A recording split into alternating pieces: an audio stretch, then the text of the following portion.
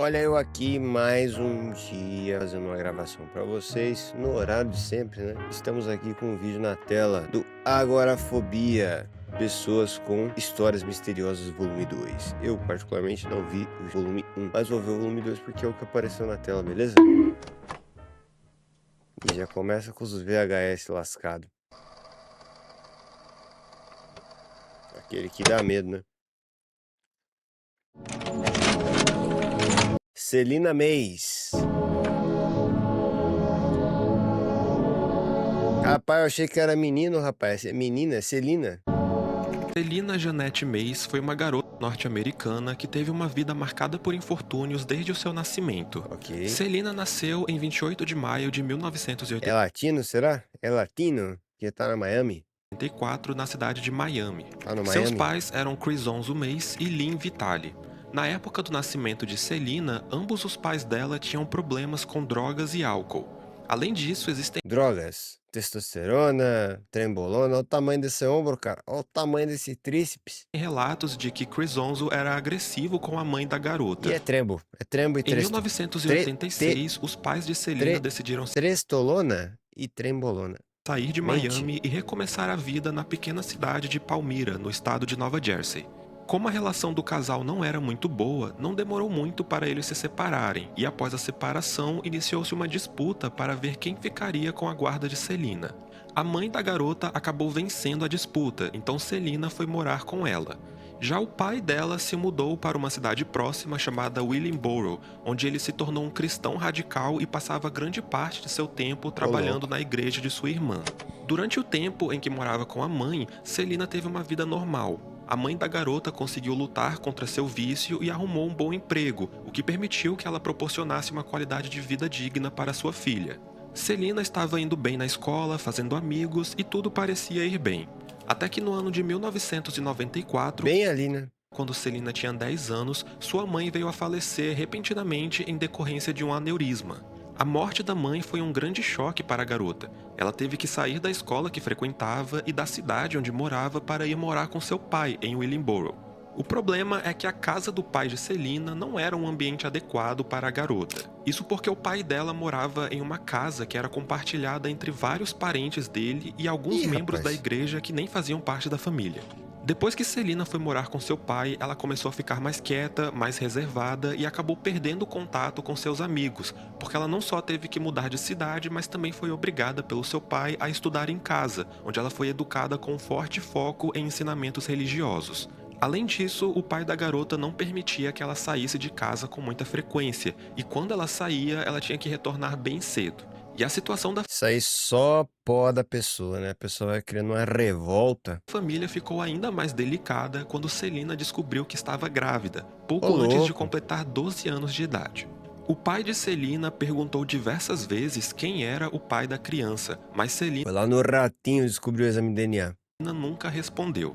O pai dela ameaçou fazer um teste de paternidade caso ela não falasse quem era Foi o no pai ratinho, foi no ratinho. do bebê.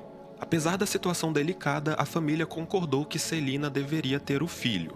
A garota começou a fazer um acompanhamento com uma obstetra e, de acordo com essa médica, Celina parecia tranquila com relação à gravidez. Tem dessa, né, lá nos Estados Unidos, poder desviver a criança, né, dependendo do estado. Ela sempre comparecia às consultas e tomava todos os medicamentos e vitaminas certinho. Celina estava prevista para dar à luz por volta do dia 29 de dezembro de Mas 1996. imagina, né? Porém, alguns dias antes, em 16 de dezembro, uma das primas de Celina, que morava na mesma casa que ela, foi até o quarto da garota para chamá-la para tomar café da manhã. E nesse momento foi descoberto que Celina não estava no seu quarto. Foi o ET que gestacionou a criança, o ET que sumiu com ela. No quarto dela não havia nada fora do lugar e nem nada que Transcendeu. indicasse que algo de ruim pudesse ter acontecido ali. A única coisa que chamava a atenção era que a cama dela estava com os travesseiros embaixo do lençol, como se alguém tivesse colocado os travesseiros para fazer parecer que tinha alguém deitado na cama. Celina Mays, uma garota de 12 anos, grávida de 9 meses, desapareceu misteriosamente da casa onde morava com a família de seu pai e não havia nada que indicasse o seu paradeiro. O desaparecimento da garota foi descoberto na manhã do dia 16. Tô falando, bicho, transcenderam a menina. A menina já tava com um dos cristais, algum dos índigos aí, dessas novas transições da transição planetária. Estou falando, cara. Na noite do dia 15, a noite anterior ao desaparecimento, Algum Celina jantou com a arcturiano. família normalmente. Depois do jantar, ela até chegou a tomar uma sobremesa e agradeceu ao seu primo que havia preparado a refeição. Por volta das 11 horas da noite, Celina subiu as escadas dizendo que ia para seu quarto E dormir. transcendeu. E essa foi a última vez que ela foi vista. Ou seja, a garota desapareceu entre as 11 horas da noite do dia 15 e a manhã do dia 16. Curiosamente, o pai dela só reportou o desaparecimento da filha no dia 17, o dia seguinte, e ele não mencionou para a polícia que Celina estava grávida. Esse fato só foi descoberto pelos policiais algum tempo depois e prejudicou muito as investigações. Afinal, o fato de Celina estar grávida poderia ser um motivo para alguém ter feito algo contra ela. Então, A minha pergunta é: 9 meses de gestação. Passou uma semana, ainda existe a barriga, né? Tirou a criança. é muito importante que o pai dela tivesse mencionado isso. E é aqui que entra uma das principais teorias acerca desse caso. Será que a gravidez de Celina foi o motivo do desaparecimento da garota? Talvez. Como eu disse, a identidade do pai do bebê nunca foi descoberta, mas é possível que ele tenha feito algo contra Celina para evitar ser descoberto. Mas essa é só uma das várias teorias acerca desse caso. Outra teoria bastante comentada é a de que Celina teria fugido para realizar um procedimento de aborto. Como é, com Inclusive, 9 algumas meses? pessoas apontam que a garota poderia ter vindo a falecer justamente em decorrência de um aborto mal feito. Talvez Celina não quisesse ter o filho e acabou tomando essa decisão escondida. E isso faz total sentido, afinal o pai dela era bem religioso e certamente não concordaria com essa decisão. Porém, essa teoria tem alguns furos. O primeiro é que Celina fazia um acompanhamento pontual com sua obstetra, e de acordo com a médica, a garota nunca havia sequer perguntado sobre qualquer possibilidade de aborto. Além disso, caso Celina tenha decidido abortar, por que ela tomaria essa decisão apenas algumas semanas antes de dar à luz? Outra Ué. teoria, dessa vez mais otimista, é a de que Celina simplesmente fugiu e estaria vivendo escondida com seu filho até hoje. Ô, louco. Mas se esse for o caso, como uma garota de 12 anos, Some sem tanto tempo dinheiro, assim. grávida de 9 meses, conseguiu fugir e se virar sozinha? A menos que alguém tenha ajudado ela, ela não iria conseguir sobreviver por muito tempo. Apesar de todas as teorias, Celina Mays ainda permanece desaparecida. Esse é um caso extremamente polêmico, existem pessoas que acreditam que a família da garota possa estar por trás do seu desaparecimento, especialmente o pai dela, mas até hoje nada foi comprovado. Mas uma situação que é importante mencionar é que Celina tinha um primo chamado Sean Smith que morava na mesma casa que ela. Rapaz, que olhar Sean foi estranho. acusado de alguns crimes envolvendo mulheres, então começaram a surgir teorias de que ele era o pai do filho de Celina, Aí é mas de fogo. novo isso nunca foi confirmado. Será que Celina fugiu deliberadamente? Se sim, será que ela ainda está viva por aí? Será que a família dela está escondendo algo? Quem era o pai do filho dela? Essas são só algumas das muitas perguntas acerca desse caso. Nossa, que porra, veio agora um som ensurdecedor aqui. Em 20 de abril de 1989, um bizarro acidente de trânsito foi registrado em uma rodovia próxima à cidade de Circle, no estado americano de Montana. Por volta das 8h15 da noite, uma mulher chamada Peggy Biller estava dirigindo com seu pai quando notou que um carro estava vindo na direção dela na contramão. Para evitar uma colisão frontal, Peggy teve que jogar seu carro para o acostamento, mas logo atrás dela estava outro carro conduzido por uma mulher chamada Carol Heights. Ao contrário de Peggy, Carol não conseguiu desviar do carro que vinha na contramão, que acabou acertando seu carro em cheio. Ixi. Apesar da gravidade do Uma vez eu vi isso na rodovia, cara. Eu tava de madrugada seguindo. Era sei lá, de novo, 3 horas da manhã, 2 horas da manhã, algum horário da madrugada. E tinha um filho da puta que tava atrás de mim, colado. E veio um caminhão. E esse caminhão começou a. Por exemplo, eu tô aqui, o caminhão tá aqui. Ele começou a entrar na minha frente, assim, ó, na mesma via. Só deu tempo de eu jogar pro acostamento. E o filho da puta que tava atrás quase desviveu, porque tava colado em mim. Quase que ele desviveu, cara. acidente, Carol não sofreu graves ferimentos, mas ficou um pouco atordoada. Carol saiu de seu carro sem conseguir entender direito o que estava acontecendo por conta do acidente e da escuridão da noite, e tudo que ela percebeu foi que havia uma mulher parada perto dela. Essa mulher era a motorista do carro que vinha na contramão e que causou o acidente. Ela era loira, branca, com cerca de 1,60 m de altura e simplesmente ficou parada perto de Carol, Sempre loira branca. olhando para ela sem falar nada. Peg, a mulher que estava no carro da frente, que desviou para o acostamento, também notou que aquela mulher loira estava parada no meio da estrada escura. Depois disso, a mulher misteriosa foi vista pulando uma cerca que havia ali perto e correndo em direção a um campo. Falando em loira, vocês sabiam que a loira do banheiro, foi casada com alguém importante na história do Brasil? A história dela é que ela, se eu não me engano, ela filha de alguém importante que casou com um conde. Esse casamento não deu muito certo. E aí ela foi embora para Portugal, se eu não me engano. E ela faleceu. E daí tiveram que fazer o traslado do corpo. E o local onde ela morava virou uma escola. Só que daí essa escola simplesmente começou a ter aula e aparições. Tipo, o piano tocava sozinho, o banheiro fazia barulho. E aí a escola ficou meio que famosa por conta de ter essas aparições aí, essas manifestações metafísicas. E por conta disso surgiu, entre aspas, a noiva do banheiro. Desaparecendo na escuridão da noite. Depois disso, Peg foi até uma cidade próxima para pedir ajuda. Lá, ela conseguiu um telefone para chamar a polícia, que chegou no local do acidente em menos de 30 minutos. Só que ao chegar no local do acidente, a polícia não encontrou nenhum sinal daquela mulher loira que havia causado o acidente. Analisando a placa do carro dela, foi constatado que o veículo pertencia a uma mulher chamada Patricia Meehan, e nesse momento foi apontado que Patricia provavelmente era a mulher loira misteriosa que desapareceu no meio da noite. Como eu disse, Patricia foi vista correndo em direção a um campo logo depois do acidente, e a polícia chegou no local em menos de 30 minutos. Ou seja, Patricia não teve tempo suficiente para ter ido muito longe, mas mesmo assim, nenhum sinal dela foi encontrado pela polícia. Os policiais acreditam que Patricia fugiu do local do acidente pegando carona com motoristas desconhecidos ou se escondendo em um caminhão de feno que estava estacionado na região, mas não foram encontradas evidências para comprovar nenhuma dessas hipóteses. Patricia Meehan desapareceu misteriosamente em uma estrada deserta no meio da noite logo depois de causar um acidente. Investigando a vida pessoal da mulher de forma mais profunda, os investigadores descobriram que Patricia nasceu na cidade de Pittsburgh, no estado de Pensilvânia. Durante sua vida adulta, ela chegou a trabalhar como cuidadora de crianças, mas em 1985 ela abandonou essa carreira e se mudou para Bozeman, uma pequena cidade no estado de Montana. Chegando em Bozeman, Patricia começou a trabalhar em uma fazenda, já que ela gostava muito de animais. Em 19 de abril de 1989, Essa selfie me quebrou, hein? Antes de seu desaparecimento, Patricia foi vista pelo seu senhorio, que disse que ela parecia um pouco agitada.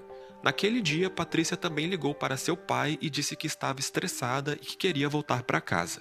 No dia seguinte, depois que Patricia desapareceu, os pais da mulher foram até Montana para ajudar nas buscas. Uma extensa área foi minuciosamente vasculhada, mas não foi encontrado nenhum vestígio de Patricia. Mas havia uma coisa que chamava a atenção. Como eu disse, Patricia morava na cidade de Bozeman, mas o acidente que antecedeu seu desaparecimento ocorreu na cidade de Circle, que fica a mais de 600 quilômetros de Bozeman. Por que Patricia estava tão longe de casa naquela noite? Estava desorientada. Desde seu desaparecimento em 1989, mais de 5.000 supostos avistamentos de Patricia foram registrados, sendo que houve registros em todos os estados americanos, incluindo o Alasca e o Havaí. Diversas pessoas afirmaram ter visto uma mulher com características físicas semelhantes às de Patricia, principalmente em lanchonetes e cafeterias de beira de estrada. Mas apesar disso, Patricia Meehan ainda permanece desaparecida, deixando para trás muitas perguntas sem respostas.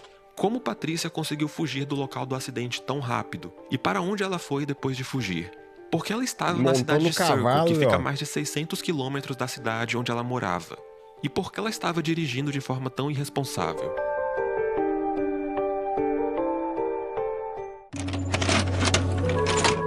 Já deixei o like aqui, galera. Ó.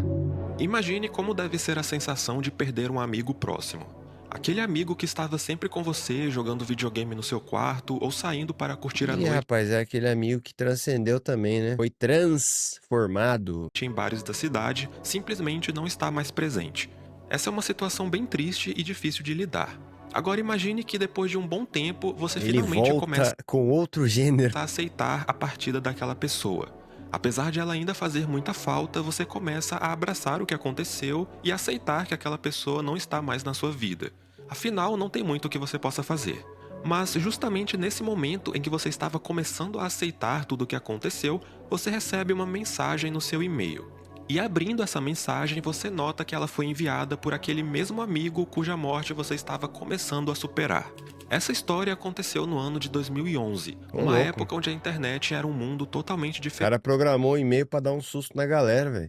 da internet atual. Os computadores eram o principal meio de acesso à Acessaram o e-mail internet, do ao contrário coitado. de hoje em dia, onde os celulares são o centro de tudo, os conteúdos eram mais descentralizados e independentes e não existia tanta preocupação com segurança digital. Cara, não era tudo esses monitor branco, não. Era LCD já, hein? Em junho daquele ano, um homem americano chamado Jack Froese faleceu de forma repentina aos 32 anos de idade em decorrência de uma arritmia cardíaca.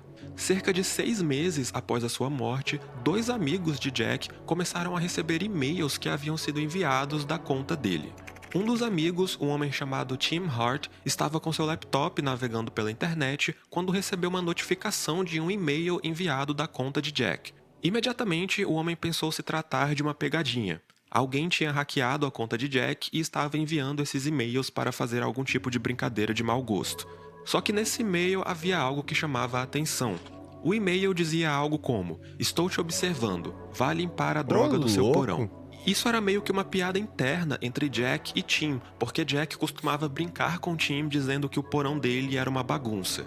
Então, caso alguém tenha hackeado a conta de Jack, Sabia muito. como essa pessoa sabia disso? Algum tempo depois, um outro amigo de Jack, um homem chamado Jimmy McGraw, também recebeu um e-mail da conta de seu falecido amigo. Esse e-mail era ainda mais curioso que o primeiro. Ele dizia: "Como você está? Eu sabia que você ia quebrar o tornozelo. Tentei te Caramba. avisar, tem que ter cuidado." Jimmy, o amigo de Jack que recebeu esse e-mail, havia quebrado o tornozelo 2 semanas antes. 2 amigos de Jack Froese, que faleceu em junho de 2011, receberam e-mails da conta dele por volta de dezembro de 2011. Como isso é possível? A primeira coisa que vem à nossa mente é que a conta de Jack foi hackeada. Ok. Alguém provavelmente invadiu a conta dele e começou a enviar esses e-mails para trollar seus amigos. E essa teoria faz bastante sentido, afinal estamos falando de 2011. Naquela época, as pessoas não tinham tanta preocupação com segurança digital. Não era comum as pessoas usarem autenticação em 2 fatores, como hoje em dia, e muita gente tinha Mas o monitor já era LCD, galera. Não caia nessa ilusão. o costume de compartilhar A senhas gente ou até não anotá-las evoluiu em tão cadernos. rápido assim, não. Então não seria tão difícil para alguém hackear a conta de e-mail de Jack. Mas essa teoria tem uma grande falha. Os e-mails enviados tinham informações que só Jack e seus amigos conheciam, como aquela piada interna sobre o porão. Então, caso alguém tenha hackeado a conta de Jack, E alguém quem é próximo. essa pessoa e como ela sabia esses detalhes sobre as amizades de Jack? Eu acho que o ponto não é nem hackear. Às vezes é algum parente, algum irmão que tem a senha, descobriu a senha porque o cara usava a mesma senha em tudo. E aí tem um contato muito próximo dessas pessoas e passou essa informação pra frente, sacaneando. A menos que o hacker fosse um dos amigos que disse ter recebido os e-mails. E é aqui Pode que ser entra a também. segunda teoria sobre esse caso. Será que os amigos de Jack inventaram toda essa história apenas para chamar atenção? Bom, de fato os e-mails foram recebidos e eles foram sim enviados da conta de Jack, mas o que garante que não foram os próprios amigos que invadiram a conta do homem e mandaram os e-mails? Essa é uma possibilidade, mas não é possível afirmar com certeza, principalmente porque não existe um motivo para os amigos terem inventado essa história. Eles não ganharam nada com isso e não fazia muito sentido eles desrespeitarem a memória de seu amigo apenas para fazer uma trollagem. E isso nos leva à terceira teoria sobre esse caso, a de que Jack programou os e-mails antes de sua morte. Faz sentido. Particularmente, eu acredito que essa teoria seja a menos provável. Apesar de já ser possível programar e-mails em 2011, isso não era muito fácil como nos dias de hoje. Além disso, um dos e-mails mencionava uma fratura que um dos amigos havia sofrido 2 Posterior. semanas antes, ou seja, quando Jack já estava morto. Logo, ele não poderia ter programado aquele e-mail. Isso aí, rapaz, mediunidade. O cara conseguiu fazer a transição. E aí ele levou uma mensagem por meio metafísico. E nesse momento algumas pessoas podem estar pensando, por que eles não verificaram o endereço de IP de onde o e-mail foi enviado? Bom, obter um endereço de IP não é algo tão trivial como algumas pessoas pensam. Sim. Seria necessário entrar em contato com um provedor de e-mail, talvez até com um provedor de internet, o que seria bem burocrático e demorado. E como Jack faleceu por causas naturais, ninguém foi responsável pela morte dele, então a polícia não tinha motivos para investigar o e-mail dele. Até hoje não foi encontrada uma explicação concreta acerca desse caso. Será que alguém hackeou a conta de Jack e mandou os e-mails apenas para zoar? Se sim, quem foi essa pessoa? Será que os amigos inventaram toda essa história? Mas por quê? O que eles ganharam com isso? São algumas perguntas que ainda permanecem sem respostas.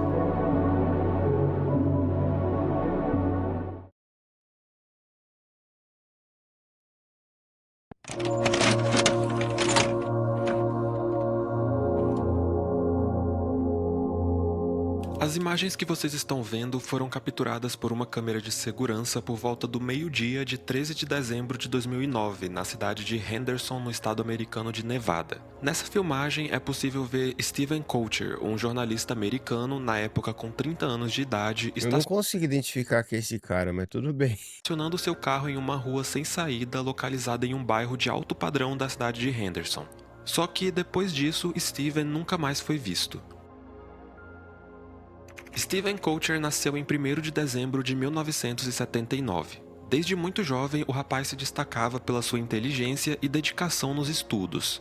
Durante o ensino médio, Steven fazia parte dos escoteiros e chegou a alcançar o nível mais alto da organização de escotismo dos Estados Unidos. Após se formar no ensino médio, o rapaz passou a frequentar a Universidade de Utah, onde se formou em comunicação alguns anos depois. Durante sua vida adulta, Steven também realizou alguns trabalhos missionários, já que ele era um membro devoto da Igreja de Jesus Cristo dos Santos dos Últimos Dias. Inclusive, ele até chegou a realizar alguns trabalhos aqui no Brasil e aprendeu a falar português. Contudo, depois de se formar na universidade, Steven começou a ter alguns problemas de natureza financeira. Ele chegou a trabalhar como jornalista em alguns veículos de comunicação do estado de Utah, mas nenhum desses empregos durou muito. Nessa época, entre 2007 e 2009, os Estados Unidos estavam passando pelo período de grande recessão. Logo, a economia não estava indo muito bem e muitas pessoas estavam com dificuldades para conseguir emprego. Em 2009, mesmo tendo formação superior e experiência profissional, Steven estava trabalhando meio período como entregador de panfletos. O salário não era muito bom e Steven estava morando em um quarto e acumulando vários meses de aluguel atrasado. Em dezembro daquele ano, Steven começou a apresentar um comportamento estranho e que até hoje não foi explicado. Nessa época, ele morava na cidade de St. George, no estado de Utah. Na manhã do dia 10 de dezembro, ele começou a dirigir pelas rodovias do estado e ninguém sabe exatamente por quê. Ele começou dirigindo cerca de 480 quilômetros até Salt Lake City, que é a capital do estado. Depois ele dirigiu mais 360 quilômetros até um rancho onde morava a família de uma ex-namorada dele. Chegando nesse rancho, Steven disse que gostaria de falar com sua ex-namorada, mas ela não estava lá no momento em que ele chegou. Mesmo assim, os pais dela convidaram Steven para ficar para o almoço, então o rapaz almoçou lá e depois voltou para seu apartamento na cidade de St. George. Só naquele dia, somando toda a distância percorrida, Steven dirigiu por quase 1.800 quilômetros. E além de ter parado no rancho da sua ex-namorada, ninguém sabe o que mais ele fez durante essa viagem. No dia seguinte, Steven conversou com sua mãe pelo telefone e eles combinaram de se encontrar no feriado de Natal. Mais um dia se passou, agora estamos em 12 de dezembro e Steven embarcou em outra viagem de carro. Dessa vez, de acordo com os sinais emitidos pelo seu celular, ele passou por várias cidades do estado de Nevada, e também não se sabe o que ele fez enquanto passava por essas cidades. Depois disso, Steven voltou para sua casa em Utah, mas antes de chegar, ele parou em uma loja onde comprou alguns itens que provavelmente eram presentes de Natal para seus parentes. Steven foi visto por um vizinho chegando no seu apartamento por volta das 10 horas da noite. A pergunta é, mas cerca de meia tantas viagens longas? hora depois, ele saiu novamente e foi até Henderson, uma cidade que fica perto de Las Vegas e que ficava a mais de 200 quilômetros de sua casa. Na manhã seguinte, em 13 de dezembro, uma câmera de segurança capturou o momento em que Steven estacionou seu carro em um bairro de alto padrão da cidade de Henderson, e essa foi a última vez em que ele foi visto. O telefone do rapaz permaneceu ativo até o final daquela tarde, onde foram emitidos sinais que indicavam que o aparelho estava a cerca de 16 quilômetros de onde ele foi visto pela última vez. No outro dia, o telefone emitiu outro sinal, dessa vez um pouco mais ao norte. Algumas horas depois, o telefone foi usado para verificar o correio de voz, e essa foi a última atividade registrada do aparelho. Ô, louco. Steven Coulter desapareceu misteriosamente alguns dias depois de fazer longas viagens de carro. Viagens essas que nunca tiveram seus propósitos revelados. Sendo assim, será que essas viagens tiveram algo a ver com o desaparecimento do rapaz? Talvez. Algumas pessoas levantaram a teoria de Steven estar trabalhando com algum tipo de atividade ilegal e que essas longas viagens que ele estava fazendo poderiam estar relacionadas com essas atividades. No entanto, isso nunca foi confirmado e a polícia investigou tanto o carro como o apartamento de Steven e não encontrou nada ilegal. E falando no apartamento de Steven, o local estava completamente normal. Suas roupas estavam arrumadas e não havia nada que indicasse que o homem pudesse ter decidido desaparecer por conta própria. Nada exceto as dívidas que ele tinha. Como eu disse, Steven estava passando por significativas dificuldades financeiras, então surgiram teorias de que ele poderia ter decidido desaparecer ou até ter feito algo contra si mesmo por conta desses problemas. Acho que Mas não. se esse for o caso, por que ele comprou presentes de Natal para seus parentes alguns dias antes? Esse é o ponto que eu queria chegar. Além disso, a mãe de Steven conversou com ele alguns dias antes do desaparecimento e o rapaz parecia alegre e esperançoso, e disse que estava até procurando novas oportunidades de emprego. Inclusive, no dia de seu desaparecimento, Steven estava bem vestido, e por conta disso, os familiares dele acreditam que ele estava em Henderson para participar de uma entrevista de emprego, mas isso nunca foi confirmado. E também existe a teoria de alguém ter sido responsável pelo desaparecimento de Steven. Talvez o rapaz tenha sido vítima de algum crime violento Pode ou algo ser. do tipo. A polícia nunca encontrou provas que corroborassem com essa teoria. E pelo que eu Essas coisas aí da Deep Web, tá ligado? Que você vai numa entrevista de emprego, açougueiro, e você é a carne. pesquisei, a única pessoa que chegou a levantar algum tipo de suspeita foi o senhorio de Steven, o dono do prédio onde ele morava.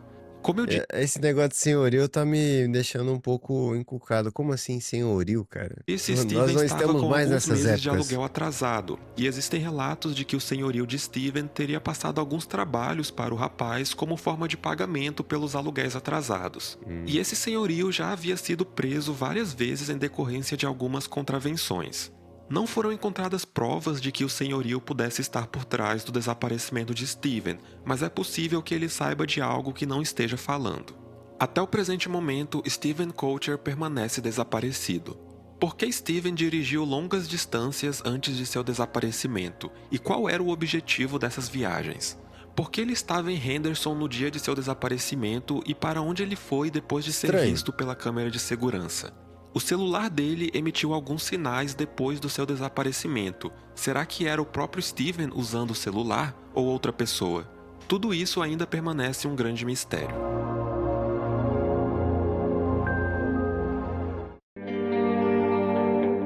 Bom pessoal, chegamos ao final de mais um vídeo aqui do canal e eu agradeço imensamente a todos que assistiram até aqui. Pessoal, agora eu gostaria de ouvir de vocês. Vocês já conheciam algum dos casos que eu mencionei aqui? Qual caso você achou mais interessante? Deixa aqui nos comentários, tá bom? Ah, e deixa aqui nos comentários também alguma sugestão que você possa ter para vídeos futuros.